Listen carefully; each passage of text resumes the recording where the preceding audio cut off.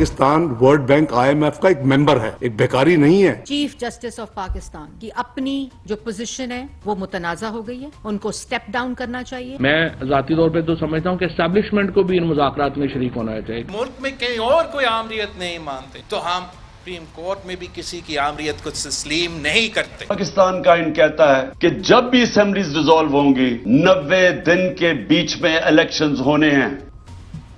अस्सलाम वालेकुम नाज़रीन, आप रूबरू प्रोग्राम देख रहे हैं और मैं हूं आपका मेज़बान शौकत पराचा। कौमी सलामती कमेटी के गुज़श्ता रोज़ के इजलास का अगर एलामिया थोड़ा गौर से पढ़ लिया जाए तो फिर आने वाले हालात के हवाले से कुछ न कुछ अंदाज़ा ज़रूर हो जाता है। हाँ, अलबत्ता PTI के सीनियर नायब सदर फवाद चौधरी साहब ने तो इस एलामिये को खुशाइंद करार दे दिया, ये कहकर कि कम अज़ कम कौमी सलामती कमेटी ने सलामती के अमूर पर ही अपनी तवज्जो मरकूज़ रखी। यक्के बाद दीगरे हुकूमती इत्तेहाद के कायदीन, मोर स्पेसिफिकली PDM के कायदीन चीफ जस्टिस ऑफ पाकिस्तान के इस्तीफ़े का अब मुतालबा कर रहे हैं। पीपल्स पार्टी ने गुज़श्ता रोज़ अपने सेंट्रल एग्जीक्यूटिव कमेटी के इजलास में डायलॉग की बात की है और क्या पीपल्स पार्टी डायलॉग करवाने में कामयाब हो जाएगी। बहुत अहम मौज़ूआत हैं और इतने ही अहम मौज़ूआत पर बात करने के लिए अहम मेहमान आज मेरे रूबरू हैं। हम इन कौमी मामलात पर तज्ज़िया हासिल करेंगे।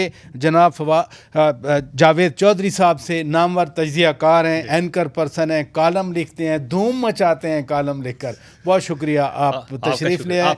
और नादरीन, हम ख़बर लेंगे या हुकूमती रद्द-ए-अमल लेंगे और उसके लिए वज़ीर आज़म के मुशीर चौधरी कमर ज़मान कायरा साहब, पीपल्स पार्टी के मरकज़ी रहनुमा भी हमारे रूबरू हैं। चौधरी साहब, बहुत शुक्रिया, आपने वक्त दिया। जावेद चौधरी साहब, कल का एलामिया तो आ गया, आपने भी पढ़ा होगा। कौमी सलामती कमेटी के इजलास से पहले ये कहा गया कि पता नहीं ये सलामती कमेटी का इजलास इसलिए बुलाया गया है कि हुकूमत अब इस फ़ौज का कंधा इस्तेमाल करेगी इलेक्शन को डिले करने के लिए। लेकिन इस एलामिये के बाद ये वाली बात तो खैर दम तोड़ गई। फवाद चौधरी साहब ने इस एलामिये को वेलकम भी कर दिया। क्या कहेंगे आप? देखें, ये इस एलामिया का जो टाइमिंग है वो बड़ी इंपॉर्टेंट है और टाइमिंग एंड वो वक्त थी जब सुप्रीम कोर्ट ऑफ पाकिस्तान की जो टेम्परेचर था वो बहुत ज़्यादा हाई था और यूँ महसूस होता था कि पोलराइजेशन है। पार्लियामेंट के अंदर एक करारदाद पास हो गई कि हम सुप्रीम कोर्ट ऑफ पाकिस्तान के फ़ैसले को नहीं मानते। कैबिनेट के अंदर एक डिसीजन हो गया कि हम ये फ़ैसला नहीं मानेंगे। सारे इत्तेहादियों ने ऐलान कर दिया कि हम ये फ़ैसला नहीं मानेंगे और उसके फ़ौरन बाद कौमी सलामती कमेटी की जो मीटिंग है उसकी टाइमिंग बड़ी इंपॉर्टेंट है। लिहाजा टाइमिंग को आप माइनस नहीं कर सकते। अगर इसका ताल्लुक इस पोलराइजेशन के साथ ना होता तो ये मीटिंग एन इस वक्त ना होती, ये 10 दिन बाद हो सकती थी, 10 दिन पहले हो सकती थी। लेकिन जब इसका टाइम चूज़ किया गया तो उसका एक ही मतलब था, ये मैसेज देना कि हम गवर्नमेंट के साथ हैं और रियासत जो है, रियासत और गवर्नमेंट एक है, एक पेज पे। तो इस लिहाज से यानी एस्टेब्लिश हो गया, ये इस लिहाज से तो एस्टेब्लिश हो गया। बाकी ये है कि इसके अंदर सियासी बात क्या डिस्कस हुई है या नहीं हुई, मेरा ख्याल है हुई है। इसमें कोई शक नहीं कि डिस्कस हुई है, लेकिन वो एलामिये के अंदर नहीं आई। और वो तो जो क्या बात डिस्कस हुआ है, वो बात ये है कि जब तक सब लोग मिल के आप लोग नहीं बैठते, सारे सियासतदान, मुल्क नहीं चल सकेगा। और इसका एक ही सोल्यूशन है कि आप तमाम लोग मिलकर बैठें और आखिरी एक मौका डायलॉग को आप डेफिनेटली दें। और इसके लिए आसिफ अली ज़रदारी साहब की जिम्मेदारी लगाएगी और आसिफ अली ज़रदारी साहब इस मामले में बहुत एक्टिव भी हैं। और मेरा ख्याल ये है कि 15-16 अप्रैल के आगे पीछे दाएं बाएं ईद से पहले या ईद से एग्जैक्ट 1 या 2 दिन बाद ये डायलॉग स्टार्ट हो जाएंगे पाकिस्तान में और ये बहुत अच्छी बात है, खुशाइंद है। और इसमें इमरान खान साहब के अपने साथी जो है उन्होंने बड़ा मेन किरदार अदा किया है कि हमारे पास डायलॉग के अलावा कोई ऑप्शन नहीं है। कौन से और साथी? वही असद कैसर साहब, असद कैसर साहब हैं, फवाद चौधरी साहब शामिल है उसके अंदर, असद उमर साहब उसके अंदर शामिल है, उनका बड़ा अहम किरदार है। इसके अलावा जो पुराने उनके सारे सीजन लोग हैं वो सब लोगों का ये कहना है कि हमें डायलॉग की तरफ जाना चाहिए। चौधरी परवेज़ इलाही साहब का बड़ा इसमें मेन किरदार है, उन्होंने बहुत इसमें किरदार अदा किया। उन्होंने MKM के साथ रब्ता किया कि हम डायलॉग करना चाहते हैं। MKM के साथ उनका रब्ता डायलॉग के लिए हुआ है। आप देख लीजिए MKM की जो प्रेस कॉन्फ्रेंस है वो भी कहते हैं कि जी हाँ जी, इसका एक पीसफुल सोल्यूशन यही है कि सब लोग इकट्ठे बैठे। तो ये जो चीज़ है ना, ये ऑलमोस्ट स्टैब्लिश हो गई है कि अब एक डायलॉग डेफिनेटली लेकिन जो खान साहब ने ट्वीट किया था बुध की शाम, उन्होंने कहा था कि फ़ौज जो है उसको और आवाम को ये हुकूमत आपस में लड़वाएगी, फिर वैसा तो नहीं हुआ। एलामिया को तो सब वेलकम कर रहे हैं। वेलकम कर रहे हैं ना, उसकी वजह ये है कि वो बात जो पॉलिटिकल है वो उसको एलामिया का हिस्सा नहीं बनाया गया, और ये अच्छा किया गया, समझदारी का सबूत दिया गया। और इसमें 3 चीज़ें और बहुत हैं जो आपने देखा होगा एलामिया में। एक तो चीज़ ये है कि जो TTP है, मैं उस पर आता हूँ। कार साहब, आप मुझे सुन रहे हैं? कमरुद्दमान कार साहब, आप तक मेरी आवाज़ आ रही है? जी प्रजा साहब, मुझे आपकी आवाज़ आ रही है। सर, बात तो इलेक्शन के हवाले से है। इस मुल्क में 14 मई के इलेक्शन का सुप्रीम कोर्ट ने हुक्म दिया, लेकिन मैं अभी कौमी सलामती कमेटी पे बात करना चाह रहा हूँ। एलामिये में कहा गया कि नया ऑपरेशन हम शुरू करेंगे, दहशतगर्दी की लहर है, दहशतगर्दों के खिलाफ। अब अगर इस ऑपरेशन में फ़ौज को 2 लाख 3 लाख ट्रूप्स की रिक्वायरमेंट है, तो फिर इलेक्शन के लिए कहाँ से सिक्योरिटी आएगी? इलेक्शन हो पाएंगे फिर? प्रजा साहब, ये तो पहले ही अफवाज पाकिस्तान कह चुकी है, और यकीनन सिक्योरिटी प्राइमरी ड्यूटी है, और वो पहले इलेक्शन ड्यूटी के से जो माजरत की थी कि हम फुल फ्लैश ड्यूटी नहीं कर सकते, उसकी बुनियादी वजह उन्होंने ये बयान की थी कि हम इस वक्त सेंसस की ड्यूटी यानी मरदमशुमारी की ड्यूटी में लगे हुए हैं, apart from our regular duty. तो उसके ऊपर बात थी। जावेद चौधरी साहब को मैं सुन रहा था कि 10 दिन बाद भी ये बात हो सकती थी। मेरे ख्याल 10 दिन बाद तो ऑपरेशन करने की बात थी। हाँ, 10 दिन पहले ज़रूर ये हो सकती थी। मैं अभी भी इसके ऊपर ये सियासी मीटिंग थी नहीं कि इसके अंदर सियासी बातें की जाती, और फ़ौज का किसी मीटिंग के अंदर बैठ के कोई एलामिया तो जारी नहीं करेंगे, ऐलान करेंगे। हाँ, अगर ये जो जिस सिग्नल का चौधरी साहब फरमा रहे हैं, ये सिग्नल देना हो तो 2 अफराद की meeting with the prime minister काफ़ी होती है। वो आर्मी चीफ और ISI चीफ थी। खैर, वो मीटिंग भी हुई, लेकिन वो इसी मीटिंग का फॉलो अप थी। लेकिन जो ताल्लुक है कि मज़ाकरात का रास्ता खुलना चाहिए, वहाँ कोई ऐसी गुफ्तगू नहीं थी जो मेरी इत्ला है। मैं क्योंकि उस मीटिंग का हिस्सा नहीं था, जी। लेकिन जो मुझे बताया गया है, और ये जो कल हमारा कोर कमेटी की मीटिंग के बाद एलामिया जारी हुआ, ये हमारी जमात का कोई आज का या किसी तरफ से दिया गया एजेंडा नहीं है। हमारे साथियों का रवैया। चौधरी साहब, मैं मुज़ाकरात पे मैं आता हूँ। मैंने बाकायदा सेगमेंट रखा है। पहले ये जो जिस कॉन्टेक्स्ट में मैंने बात की, अगर ट्रूप्स स्पेयर नहीं है तो फिर 14 मई को इलेक्शन हो जाएंगे। शेड्यूल तो दे दिया इलेक्शन कमीशन ऑफ पाकिस्तान ने पंजाब सूबाई असम्बली के इलेक्शन का। देखिए, मैं इसके बारे में कुछ कहने से कासर हूँ कि इन हालात में इलेक्शन हो पाएंगे कि नहीं। मैं तो ये चाहता हूँ कि इलेक्शन अपने वक्त पे हो।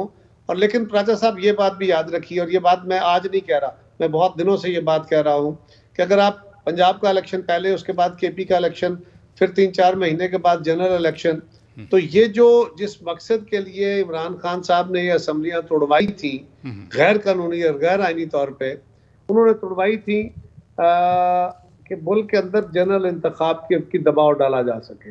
अगर ये इंतखाब होते हैं और उसमें इमरान खान जीतते हैं, तो वो अगले दिन फिर वो लड़ाई शुरू कर देंगे और मरकज़ के साथ एक मुतसादम कैफियत होगी, और उससे जो स्टेबिलिटी का हम ख्वाब देख रहे हैं कि इससे सियासी तनाव कम होगा या सियासी माहौल बेहतर होगा और उससे इकानमी के हालात भी बेहतर होंगे, स्टेबिलिटी आ जाएगी, उससे ज़्यादा तनाव के हालात पैदा होंगे, जो मुझे खदशा है। चौधरी साहब, वो भी चौधरी साहब हैं, आप भी चौधरी साहब हैं, लिहाजा जावेद चौधरी साहब, छोटा चौधरी माशाल्लाह जी, कमरुद्दमान कह रहा हूं। तो जावेद चौधरी साहब भाई यार, मेरे लिए बड़े काबिल एहतराम है। जी। आप सच्ची बात है, दोनों मेरे लिए, मैं ऑन रिकॉर्ड बात कर रहा हूँ, मेरे लिए आप बड़े काबिल एहतराम हैं दोनों। वैसे मैं तो कारा साहब, मेरे शो में जो भी आते हैं, चाहे किसी जमात से हों, मेरे लिए ऑनरेबल गेस्ट होते हैं, काबिल एहतराम होते हैं।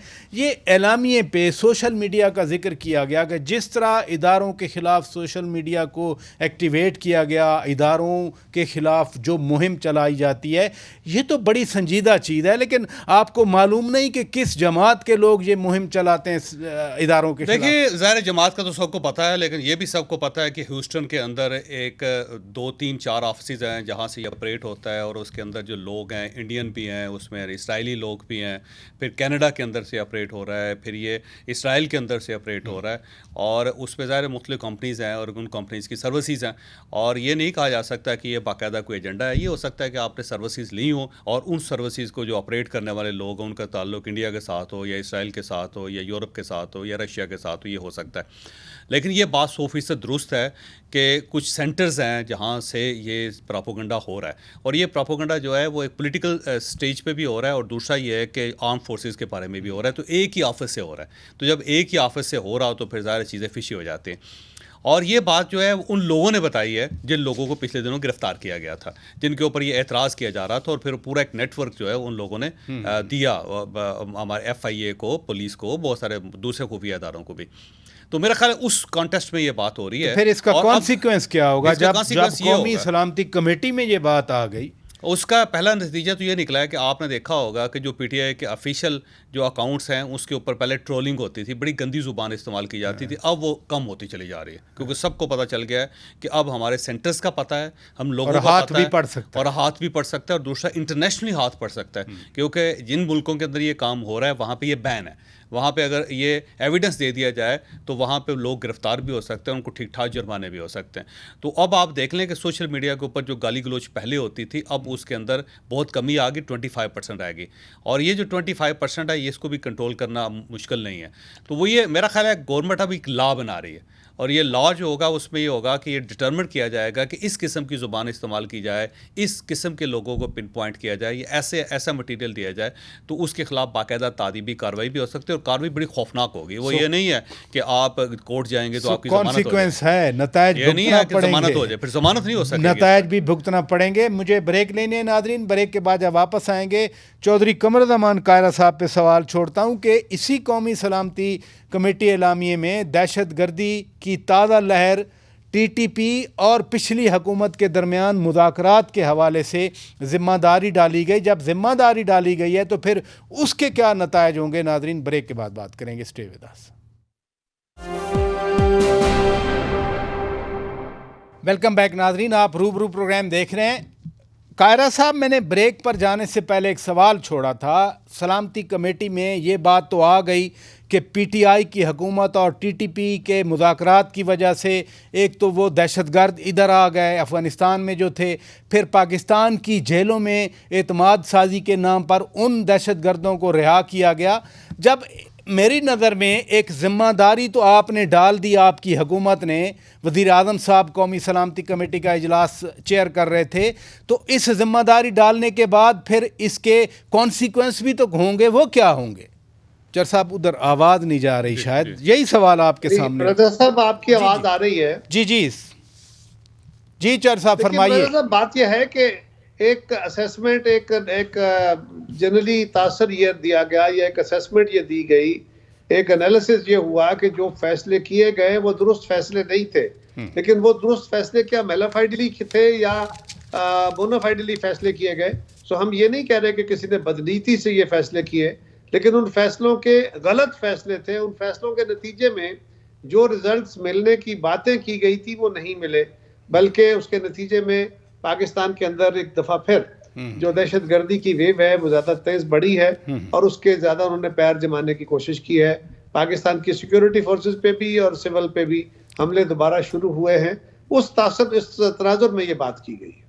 सो इसका कोई कॉन्सिक्वेंस नहीं होगा PTI? I don't think so कि इसके कॉन्सिक्वेंसेस के तौर पे किसी के खिलाफ कोई तादीबी कार्रवाई हो, तावक्ते के ये किसी की मेलाफाइडी साबित ना हो। चर साहब, अब आगे बढ़ते हैं। हुकूमत ने एक कानून बनाया, supreme court practice and procedure bill जिसको कहा गया, वो खैर आज तो सदर साहब ने वापस कर दिया, लेकिन 3 रुकनी बेंच के फैसले के खिलाफ अपील तो मिलेगी जब ये वापस जाके जॉइंट सेशन में जाएगा, उसमें पास हो जाएगा।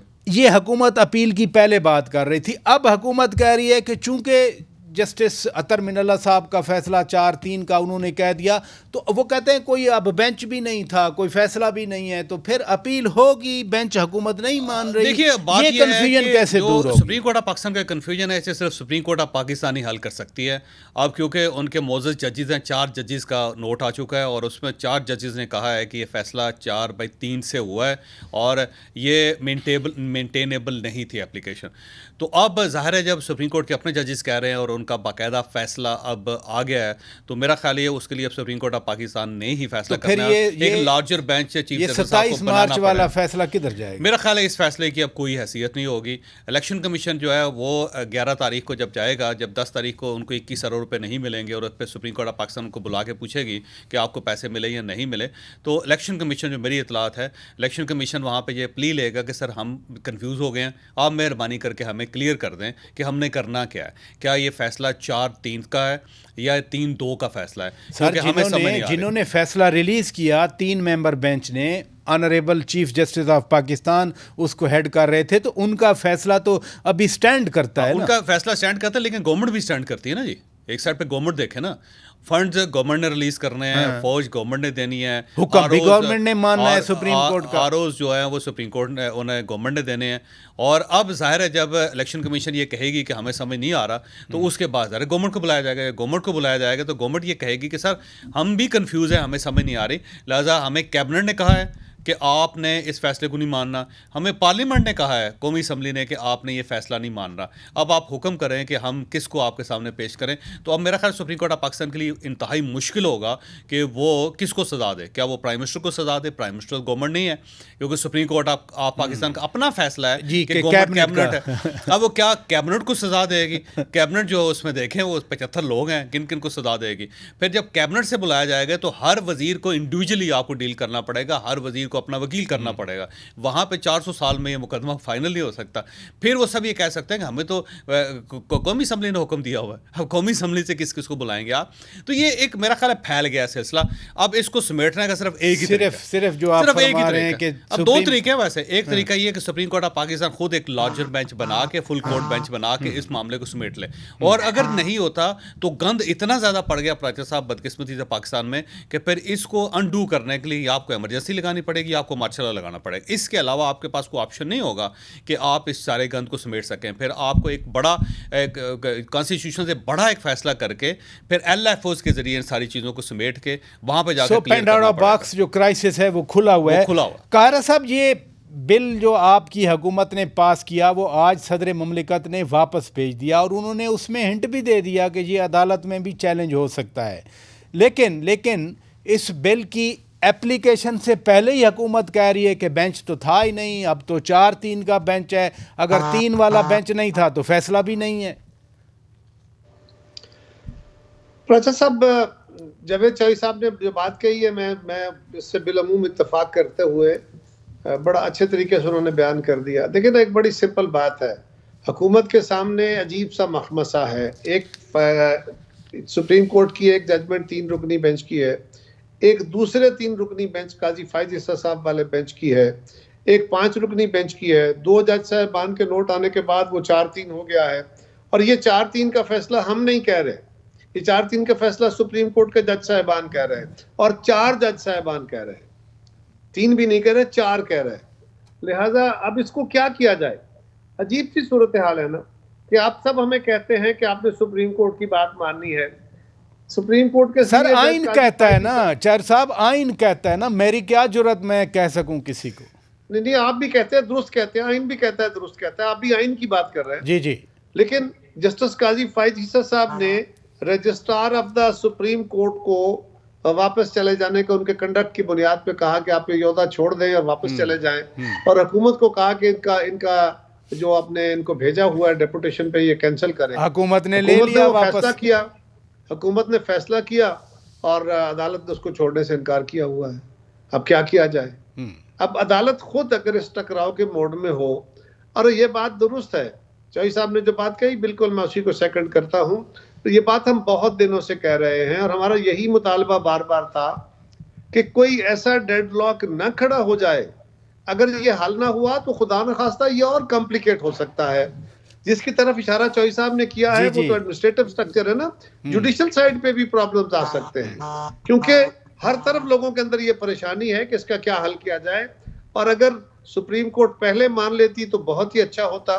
अब भी मैं ये समझता हूं कि चीफ जस्टिस साहब और उनके साथी जज साहबान को अपनी जाती अना से ऊपर उठ के उन्हें चाहिए कि इस पे गुस्से को और राग को एक तरफ रखते हुए गलत फैसला या कोई 7 गलत, चले ये भी कह लीजिए कि कोई इंटेंशनली गलती ना होगी, 7 भी गलती हो गई तो उसका रेमेडी तो ये नहीं है ना कि आप उस पर डट जाएं।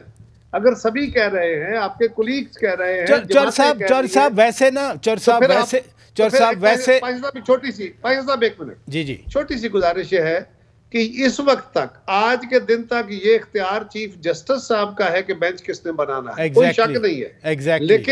लेकिन अगर वो बेंच ऐसा बना है जिससे एक तनाज़ा जन्म ले चुका और उस तनाज़े के हल के लिए जो आउटसाइड फोर्सेस यानी पॉलिटिकल पार्टीज, हुकूमत, बार, मीडिया, ये सारे भी कह रहे हैं और बेंच के अंदर बैठे हुए जज साहिबान भी कह रहे हैं कि आप एक लार्जर बेंच बना के इस मसले का हल करें। अगर चीफ जस्टिस साहब का ये अख्तियार है, कानून आइन उनको अख्तियार देता है, तो फिर उनके बनाए बेंच को तस्लीम किया जाना चाहिए, बजाय इसके कि आउटसाइड। साहब, इससे किसी को मुफर नहीं है, कोई इनकार नहीं कर रहा था। इस बेंच को अगर तस्लीम नहीं किया या इस बेंच के बारे में कोई जजमेंट आई है तो वो भी सुप्रीम कोर्ट की एक रूलिंग है। बिल्कुल सही, वो जजेस का फैसला है, हमारा फैसला नहीं है। काजी फायद ईसा साहब की जजमेंट उसी पे आई है ना। सो हम तो यही कह रहे हैं कि इस मामले का हल सिर्फ वाहिद ये है कि अदालत खुद अपने आप को तहम्मुल में लेके आए। सब सियासी जमातों को भी अपना काम करना चाहिए, उसमें भी हम बात कर रहे हैं, लेकिन अदालत को भी चाहिए कि लार्जर बेंच फुल कोर्ट बना लें, अपने गुस्सों को थूकें और कौम को एक रहनुमाई फराहम करें, एक इखलाकी लेसन दें। आज जिस हालत में सुप्रीम कोर्ट है, जिस तरह फैसले हो रहे हैं, क्या लेसन दे रहे हैं हम दुनिया को। चलें, इधर रुकिएगा, मैं नादरीन ब्रेक लेता हूं। ब्रेक के बाद जब मैं वापस आऊंगा तो मैं मुज़ाकरात के हवाले से, वैसे मुझे ज़ाती तौर पर तो कोई उम्मीद नहीं है, मुझे एक एतराफ़ करना पड़ रहा है कि मैं I am not optimistic in this case, क्योंकि खान साहब का जब भी बयान आता है वो कहते हैं कि जी बस एक ही पॉइंट पे बात हो सकती है और वही इलेक्शन, फौरी इलेक्शन। वो ये नहीं कहते सूबों वाले, वो कहते हैं मरकज़ के इलेक्शन भी फौरी। क्या वाकई कोई ब्रेक थ्रू होगा? बेशक परवेज़ खटक साहब चाहें, बेशक शाह महमूद कुरैशी साहब चाहें, गवर्नमेंट भी इलेक्शन करवाने के लिए तैयार है, वो कहती ठीक है करवा लें। चलें, तो ये मैं सवाल आप ही के सामने रखूँगा नादरीन, एक ब्रेक के बाद। Stay with us. Welcome back Nadreen, आप रूबरू प्रोग्राम देख रहे हैं। कारा साहब, मुज़ाकरात की आप भी बात कर रहे थे, मुज़ाकरात की बात जनाब जावेद चौधरी साहब भी कर रहे हैं। आपका सीईसी का इजलास हुआ जिसमें एलामिये में कहा गया कि सियासी क़ुव्वतें मुज़ाकरात से इनकार नहीं किया करती। आपकी हुकूमत जिसमें आप इत्तेहादी हैं, अब वो भी कहती है हम मुज़ाकरात नहीं करेंगे। पीटीआई पहले कहती थी हम मुज़ाकरात नहीं करें, अब खैर वो सिर्फ बयान दे रहे हैं, मुझे तो ज़्यादा यकीन नहीं है। क्या वाकई मुज़ाकरात हो जाएंगे इस मुल्क में? राजा साहब, गुजारिश ये है कि पहली गुजारिश तो यह है कि इस सारे उलझन से, इस मसले से निकलने का तरीका क्या है। सब लोग कह रहे हैं कि मुज़ाकरात होने चाहिए, तो मुज़ाकरात ही एक वाहिद हल है। डायलॉग ही डेमोक्रेसी का एक हुसन है, इसी के रास्ते से आप बेहतरी के फैसले पर कर सकते हैं। जब हम बैठेंगे, अगर बैठेंगे तो अपने अपने एजेंडा, अपने अपने बातें लेके बैठ के आप डिस्कशन करेंगे तो दरमियान में से कोई रास्ता निकलेगा। अगर बैठेंगे ही नहीं, अगर मुज़ाकरात का आगाज ही नहीं होगा, फिर डेडलॉक के नतीजे में एक और बड़ा डेडलॉक, उससे बड़ा एक और डेडलॉक, और फिर उस तरफ जो जावेद चौधरी साहब ने इशारा किया, अल्लाह ना करे को खुदा न खास्ता वो वक्त भी आ जाए, तो ये बड़ा नुकसानदेह है। पाकिस्तान के दुश्मन इस वक्त बड़े बगले बजा रहे हैं कि पाकिस्तान इस वक्त इकोनॉमी में भी बहुत बुरे हालत का शिकार है, सिक्योरिटी की सिचुएशन भी बड़ी अबतर है, और हमारे जो हिंदुस्तान जो है वो अपने आप को, देखिए ना, पहले उसने कश्मीर के ऊपर ऐसा वार किया, अब वो इंडस बेसिन ट्रीटी है उसको ओपन करने की बातें कर रहे हैं। इसी तरह अफगानिस्तान के अंदर भी जो सूरत हाल है, हमारे लिए तो सूरत हाल दिन ब दिन कॉम्प्लिकेट होती जा रही है, लिहाजा हमें सोचना होगा। तो डायलॉग रास्ता है। अब डायलॉग पे लोग राजी नहीं होते या होते हैं। खान साहब ने अगर अपने रवैये में नरमी पैदा की है, लेकिन 5 साल 6 साल गालियां खाने के बाद बंदे में तलखी आई जाती है। पीपल्स पार्टी ये समझती है, और इससे पहले भी बिलावल साहब ने on the floor of the house भी और भी कई जगहों पे कहा था कि आपको मुझे पसंद हो या ना पसंद हो, हमें किसी की शक्ल अच्छी लगे या ना लगे, मुज़ाकरात करने होंगे। मैं भी हमेशा पिछले 6 महीने से यही बात कहता रहा हूँ कि अना के घोड़े से नीचे उतरे और अपना एजेंडा रखें, शरायत ना रखें। अब रास्ता यह है कि पीपल्स पार्टी ने यह कहा कि हम अपने दोस्तों से, अपने इत्तेहादियों से ये बात करेंगे कि ये वे फॉरवर्ड हमें अडॉप्ट करना चाहिए। अल्लाह करे ये प्रिवेल करे और बैठेंगे तो फिर रास्ते निकल आएंगे। अल्लाह करे ये प्रिवेल हो। अल्लाह होगा, खान साहब का अपना एजेंडा है कि क्विक इलेक्शन हो जाए, हमारा यह है कि एक वक्त में इलेक्शन हो और ठहराव आ सके।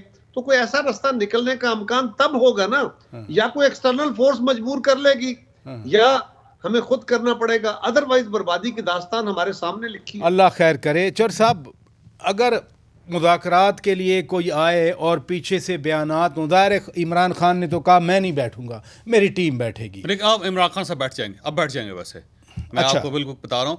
और उसकी वजह ये कि लास्ट है ये अगर, और सबको एक मैसेज क्लियर है कि अगर अब मुज़ाकरात नहीं होते तो फिर मुज़ाकरात नहीं हो सकेंगे। नहीं, मुज़ाकरात में देखें ना, खान साहब तो रोज़ाना की बुनियाद पे कहते हैं वो चोर हैं, वो डाकू हैं। अभी वो कहते हैं कि जी भगोड़ा उधर इस लंदन में बैठा हुआ है। इवन ये जो बिल आया है वो कह रहे हैं कि जी पीटीआई कह रही है कि मियां नवाज शरीफ को अहल करने के लिए ये बिल लाया जा रहा है, इसका कोई और पर्पज़ नहीं है। तो इस एटमॉस्फेयर में देखिए पॉलिटिकल बातें, ये सियासी बातें होती रहती हैं। आपको याद होगा कि आसिफ अली ज़रदारी साहब के बयानात मियां नवाज शरीफ के बारे में, मियां नवाज शरीफ साहब के बयान आसिफ अली ज़रदारी साहब के बारे में, लेकिन अल्टीमेटली दोनों का इत्तेहाद भी हुआ, बैठे भी अभी एक कोलिशन गवर्नमेंट में भी हैं। तो ये चीज़ें चलती है। मेरा ख्याल है इमरान खान साहब भी अब सीख रहे हैं, उनको अंदाजा हो रहा है कि चीज़ खतरनाक होगी। और एक इंप्रेशन ये है ना चौर साहब के, खान साहब की पॉपुलैरिटी इस वजह से है कि वो इन दूसरी सियासी कुव्वतों को हेड ऑन लेते हैं, वो उनके बारे में जो मर्जी अल्फा, एक इंप्रेशन है कि अगर वो इनके साथ बैठ गए तो उनकी पॉपुलैरिटी। मेरा नहीं ख्याल ऐसा होगा। उसकी वजह यह है कि जो इमरान खान साहब के मानने वाले हैं उनको इस चीज़ से कोई फर्क नहीं पड़ता। वो किधर अगर पड़ता होता तो इतने यू टर्न लिए इमरान खान साहब ने, अब तक तो पूरी पार्टी फारग हो गई होती, लोग इनके पुतले जला ले होते। तो जब उनके लोग जो इनको मानने वाले हैं, इमरान खान साहब कुछ भी कर देना, आप यकीन करें, वो सब कहेंगे खान ने बिल्कुल ठीक किया, और या खान ने किसी मजबूरी में किया। आज अगर वो कह देना मैं पाकिस्तान को उठा के बहीरा अरब में फेंक रहा हूँ, नौज़ुबिल्लाह, तो लोग ये कहेंगे बहुत अच्छी बात है, इससे तो पाकिस्तान बड़ी तरक्की कर जाएगा, पहले पानी कम था। नहीं, जो इदारों के खिलाफ बातें होती हैं इसमें अब तो उसका इमरान खान साहब जब डायलॉग करेंगे ना, आप देखिएगा यही लोग होंगे कहेंगे बहुत अच्छा, देखे ना इमरान खान ने सबको टेबल पे ले आया, कामयाब हो गया सारा। तो अब इस सारी सूरत में सिर्फ एक ही शख्स है, मैं ऑनेस्टली आपको कहूँ कि जिसके अंदर ये पोटेंशियल है कि वो डील करवा सकता है, सब लोगों को इकट्ठा बिठा सकता है, और वो आसिफ अली ज़रदारी। मफाहमत के बाद आसिफ अली ज़रदारी में कोई शक नहीं है कि बेतहाशा पोटेंशियल है। अब देखें इस पोलराइजेशन के दरमियान भी इस साइड से नून लीग बोलती रही, उस साइड से इमरान खान बोलते हैं। आसिफ अली ज़रदारी का कोई बयान आप देख लें कि जिसने इवन चौधरियों के खिलाफ भी कोई बयान किया हो, तो इस वक्त आसिफ अली ज़रदारी चौधरियों के साथ कनेक्शन में है, वो मियां नवाज शरीफ के कनेक्शन में है, वो इमरान खान साहब के कनेक्शन में है, क्योंकि उनका एक दोस्त है जो दोनों का दोस्त है बेसिकली। तो वो सब लोगों ने बड़ी हद तक फिजा जो हमवार कर ली हुई है। अब पाकिस्तान पीपल्स पार्टी ये लीड लेगी मुज़ाकरात को। पाकिस्तान पीपल्स पार्टी एक ऑल पार्टीज कॉन्फ्रेंस बुलवाएगी और जिसको इमरान खान साहब ज्वाइन कर लेंगे, और इस साइड से दूसरे लोग भी ज्वाइन कर लेंगे। लास्ट डायलॉग मैं पहले कह रहा हूँ, अगर ये नाकाम हो गए तो पाकिस्तान खुदा न खास्ता मार्शल की तरफ चला जाएगा। कायरा साहब, डायलॉग की आपने भी बात की, ये भी बात कर रहे हैं, यहाँ वाले चौधरी साहब जो मेरे स्टूडियो में तशरीफ़ फरमाए, होना भी चाहिए खैर। लेकिन ये जो बार बार आ रहा है, एमल वली खान ने भी कह दिया, मौलाना फजलुर रहमान ने भी कह दिया, मियां नवाज शरीफ ने भी कह दिया, मरियम औरंगज़ेब ने भी कह दिया कि चीफ़ जस्टिस इस्तीफ़ा दें। ये क्यों दबाव क्यों बढ़ाया जा रहा है आपकी हुकूमत की तरफ से? देखिए ब्रदर साहब, पहली गुजारिश तो ये है कि मुज़ाकरात होने का कोई दूसरा रास्ता हो तो वो अडॉप्ट करना चाहिए। अगर तसादम से बेहतरी हो सकती है तो करके देख लें, देख ली माजी में हमने, यही वाहिद रास्ता होगा और इससे रास्ता निकलना चाहिए। जिस तरह चौधरी साहब ऑप्टिमिस्ट है, मुझे भी इससे है, बल्कि मैं इससे थोड़ा आगे जाता हूँ और मैं समझता हूँ कि इस वक्त पाकिस्तान को इकोनॉमी के हवाले से अदरवाइज बहुत सारे चैलेंजेस का सामना है। अगर ये इत्मीनान साजी हो कि सारी जमातें एक प्लेटफॉर्म पे बैठें, एजेंडा रख के बैठें, तो फिर बीबी शहीद वाला जो फलसफा था कि हम चार्टर ऑफ डेमोक्रेसी और उसको चार्टर ऑफ डेमोक्रेसी 2 करके कोई लार्जर एजेंडा के ऊपर भी अगर कंसेंसस बिल्ड हो सके तो करना चाहिए, और उसमें खान साहब भी सिग्नेटरी हो। कोई एक फर्द वाहिद ऐसी फिक्र नहीं रखता, ऐसी कैपेबिलिटी नहीं रखता कि पाकिस्तान को इस बहरानों से निकाल सके। तो अगर उनको जल्द समझ आ जाए तो जावेद चौधरी साहब तो आसिफ अली ज़रदारी साबिक सदर पाकिस्तान को क्रेडिट दे रहे हैं कि सिर्फ उनमें ये कैपेसिटी है, वो कर रहे हैं कोई एफर्ट? वैसे बहुत बहुत शुक्रिया उनका, जावेद साहब का। जावेद जी, प्रजा साहब, कल हमारी जो कोर कमेटी मीटिंग हुई उसमें जरदारी साहब को ये गुजारिश की गई कि आप अपने इत्तेहादी जमातों से बात करें। वो गए कराची रात को और मेरे ख्याल में कल वो वापस तशरीफ ले आएंगे। उनको तबीयत उनकी क्योंकि नासाज है, उन्होंने चेकअप अपने कराने थे, तो वो आ जाएंगे। वो ज़रूरी काम था, तो वो वापस तशरीफ लाते हैं। तो आके उन्होंने यकीनन वो टेलीफोनिकली भी अपने राब्तों के जरिए भी कर रहे होंगे और आप वापस आके तो क्या आप ये बताना पसंद करेंगे कि जनाब आसिफ अली जरदारी आप इमरान खान को ज़ाती तौर पे कांटेक्ट करेंगे? मैं नहीं समझता अभी मैं इस बारे में कोई बात कर सकूं, लेकिन राब्ते जो होते हैं ना प्राचा साहब, अगर आपने बर्फ पहले जरा पिघलानी होती है तो कई तरीके हो सकते हैं। कॉमन फ्रेंड्स के जरिए हो सकते हैं, सेकंड टीयर से हो सकते हैं, जिस तरह कोई और थर्ड फोरम जो है तो जर्नलिस्ट हो सकते हैं। तो एक गुफ्तगू का अमल होता है, पहले इत्मीनान साजी करके फिर मुज़ाकरात का वो लेवल आता है कि आप खुद राब्ते करते हैं। डायरेक्टली बातें करने से अगर कोई तलखी बढ़ जाए तो फिर वो दुरुस्त करना खराब हो जाता है या मुश्किल हो जाता है। तो ये हमने डोल तो डाला है, लेकिन देखिए अब इसमें और इंशाल्लाह बेहतरी आएगी। और जो दूसरी तरफ जो गुस्सा है और वो जो इस्तीफे के मुतालबे कर रहे हैं, तो वो उसके अंदर भी लॉजिक है, उनके पास भी एक रीजन है। फर्ज करें ये कहा जाए कि जी ये जो बिल है इससे मियां नवाज शरीफ को फायदा होगा, हम लोग या आप मेजॉरिटी या इस मुल्क की मेजॉरिटी लोग या वकला ये समझते हैं कि मियां नवाज शरीफ को जिस तरह सजा दी गई वो दुरुस्त नहीं है। और अगर हम ये दुरुस्त समझते हैं तो क्यों ना इसको subject to review of the court रख दिया जाए, देखना फिर कोर्ट नहीं है। अगर मियां नवाज शरीफ को इससे बेनिफिट मिल भी रहा है तो क्यों ना मिले। अगर उनको दुरुस्त सजा हुई है तो चले और बात, अगर मेजॉरिटी की राय ये है कि वो दुरुस्त सजा नहीं है तो फिर कोर्ट को एक दफा रिव्यू करना चाहिए। और ना सिर्फ चौधरी साहब इंसाफ होना चाहिए बल्कि इंसाफ होता हुआ नज़र भी आना चाहिए, जो नज़र नहीं आया था 2017-16 में। बहुत शुक्रिया जनाब कमरुज़्ज़मान कारा साहब, आपने वक्त दिया। बहुत शुक्रिया जनाब जावेद चौधरी साहब, आप तशरीफ़ ले आए। नाज़रीन, हमारी तरफ से इतना कुछ। अपने मेज़बान शौकत पराचा को इजाज़त दीजिए। खुदा हाफिज़।